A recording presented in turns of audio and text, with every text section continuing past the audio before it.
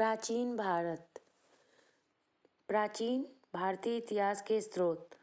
प्राचीन भारतीय इतिहास के विषय में जानकारी मुख्यतः 4 स्रोतों से प्राप्त होती है: धर्म ग्रंथ, ऐतिहासिक ग्रंथ, विदेशियों का विवरण, पुरातत्व संबंधी साक्ष्य।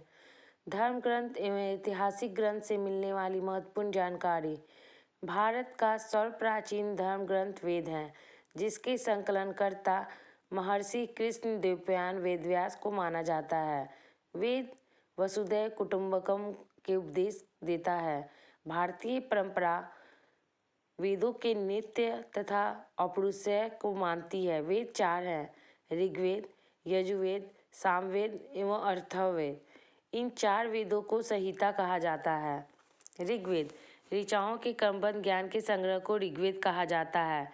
इसमें 10 मंडल, 1028 सूक्त, वाल्मीकि पाठ 11 सूक्तों सहित एवं 10,462 ऋचाएँ हैं। इस वेद की ऋचाओं को पढ़ने वाले ऋषि को होत्री कहते हैं। इस वेद में आर्य के राजनीतिक प्रणाली, इतिहास एवं ईश्वर की महिमा के बारे में जानकारी मिलती है। विश्वामित्र द्वारा रचित ऋग्वेद के 3 मंडल में सूर्य देवता सावित्री को समर्पित प्रसिद्ध गायत्री मंत्र है।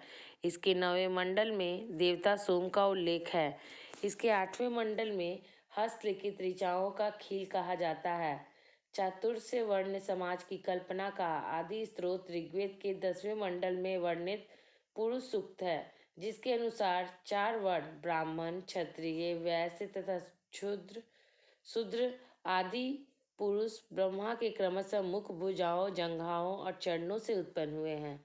ऋग्वेद के कई परिच्छेदों को प्रयुक्त अगण्य शब्द का संबंध गाय से है। धर्म सूत्र 4 प्रमुख जातियों की स्थिति, व्यवसाय, दायित्व, कर्तव्य और विशेष अधिकारों को स्पष्ट विभेद करता है। ईसा पूर्व एवं ईस्वी। ईसा पूर्व में वर्षों की गिनती उल्टी दिशा में होती है। जैसे महात्मा बुद्ध का जन्म 563 ईसा पूर्व में एवं मृत्यु 483 ईसा पूर्व में हुआ, यानी ईसा मसीह के जन्म के 563 वर्ष पूर्व महात्मा बुद्ध का जन्म 483 वर्ष पूर्व मृत्यु। ईसा मसीह की जन्म तिथि से आरंभ हुआ सन ईस्वी सन कहलाता है। इसके लिए संक्षेप में लिखा गया है ईस्वी। लैटिन भाषा में एडी में लिखा जाता है। एडी यानी एनो डोमिनी, जिसका शाब्दिक अर्थ है in the year of lord Jesus Christ. वामनावतार के 3 पंगों का आख्यान का प्राचीनतम स्रोत ऋग्वेद है।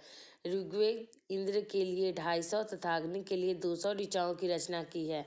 प्राचीन इतिहास साधन के रूप में वैदिक साहित्य में ऋग्वेद के बाद शतपथ ब्राह्मण का स्थान है। ऋग्वेद संस्वर पाठ के लिए मंत्रों तथा बलि के समय अनुपालन के लिए नियमों का संकलन यजुर्वेद कहलाता है। इसके पाठकर्ता को अधर्यु कहते हैं। यजुर्वेद में यज्ञों, नियमों और विधि विधानों का संकलन मिलता है। इसमें बलिदान विधि का भी वर्णन है। यह एक ऐसा वेद है जो गद्य एवं पद्य दोनों में है। सामवेद। साम का शाब्दिक अर्थ है गान। इस वेद में मुख्यतः यज्ञों के अवसर पर गाए जाने वाले ऋचाओं का संकलन है। इसके पाठकर्ता को उदात्री कहते हैं।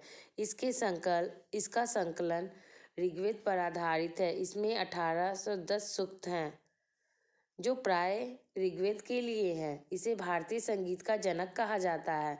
यजुर्वेद तथा सामवेद में किसी भी विशिष्ट ऐतिहासिक घटना का वर्णन नहीं मिलता। अथर्ववेद। अथर्वा ऋषि द्वारा रचित इस वेद में कुल 731 मंत्र तथा 6000 पद हैं। इनमें कुछ मंत्र ऋग्वेदिक मंत्रों से भी प्राचीनतम है। अथर्ववेद कन्याओं को जन्म की निंदा करता है। ऐतिहासिक दृष्टि से अथर्ववेद का महत्व इस बात से है कि इसमें सामान्यतः मनुष्य के विचारों, अंधविश्वासों का विवरण मिलता है। पृथ्वी सूक्त अथर्ववेद प्रतिनिधित्व सूक्त माना जाता है। इसमें मानव जीवन के सभी पक्षों, गृह निर्माण, कृषि, उन्नति, व्यापारिक मार्गों का गहन खोज है। रोग निवारण, समन्वय, विवाह तथा प्रणय गीतों, राजभक्ति, राजा का चुनाव, बहुत से वनस्पति एवं औषधियों, शपथ, वशीकरण, प्रायश्चित, मातृभूमि, महात्म्य आदि का विवरण दिया गया है। कुछ मंत्रों में जादू टोने का भी वर्णन है। अथर्ववेद में परीक्षित को कुरुक्षेत्र का राजा कहा गया है तथा कुरु देश की समृद्धि का अच्छा चित्रण मिलता है। इसमें सभा एवं समिति की प्रजापति की 2 पुत्रियां कहा गया है। वेदों की भी कई शाखाएं हैं जो वैदिक अध्ययन और व्याख्या से जुड़े विभिन्न दृष्टिकोण से प्रतिनिधित्व करती है। शाकल शाखा ऋग्वेद से जुड़ी एकमात्र जीवित शाखा है। यजुर्वेद को शुक्ला यजुर्वेद और कृष्ण यजुर्वेद 2 शाखाओं में बांटा गया है। मध्यादीन और कान्व शुक्ल यजुर्वेद अथवा वासन्य संहिता की शाखाएं हैं। कृष्ण यजुर्वेद से जुड़ी शाखाएं काठक, कनिष्ठल, मैत्रेयी और तैत्तिरीय हैं। कौथुम, रन्नाय्य, जैमिनीय या तलवाकर सामवेद की शाखाएं हैं। इसका वेद की शाखाएं सनक और पैपलाद है। सबसे प्राचीन वेद ऋग्वेद का सबसे बाद का वेद अथर्ववेद है। ब्राह्मण, आरण्यक तथा उपनिषद संहिता के पश्चात ब्राह्मणों, आरण्यकों तथा उपनिषदों का स्थान है। इसे उत्तर वैदिक कालीन समाज और संस्कृति के विषय में जानकारी प्राप्त होती है। ब्राह्मण ग्रंथ वैदिक संहिता की व्याख्या करने के लिए गद्य में लिखे गए प्रत्येक संहिता के लिए अलग अलग ब्राह्मण ग्रंथ से जिसे नीचे सारणी में दिए गए हैं।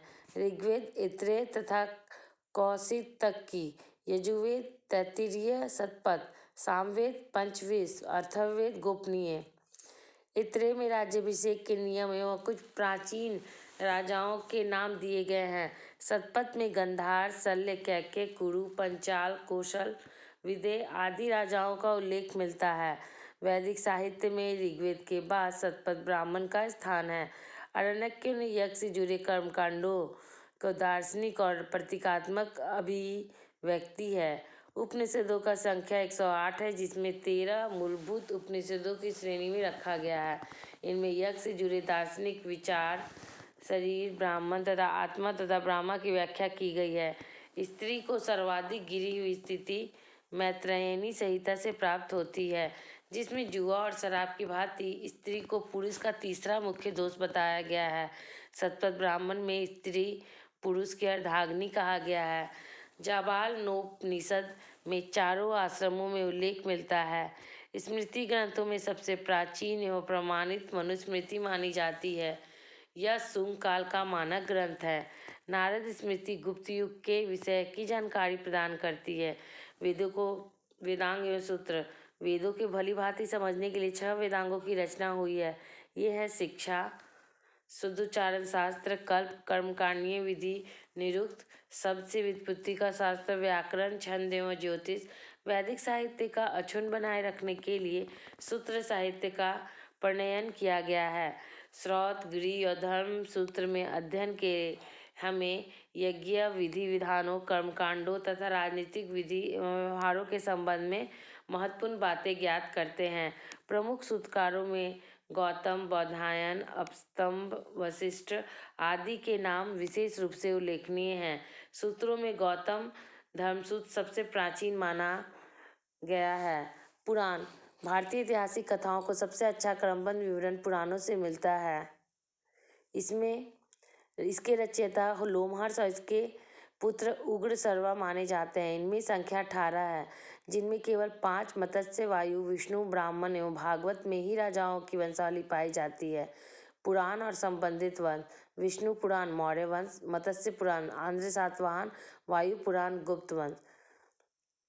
अधिकतर पुराणों में मत्स्य पुराण सबसे प्राचीन और प्रमाणित है। अधिकतर पुराण सरल और संस्कृत श्लोक में लिखे गए हैं। स्त्रियां तथा शूद्र जिन्हें वेद पढ़ने की अनुमति नहीं थी, वे पुराण सुन सकते थे।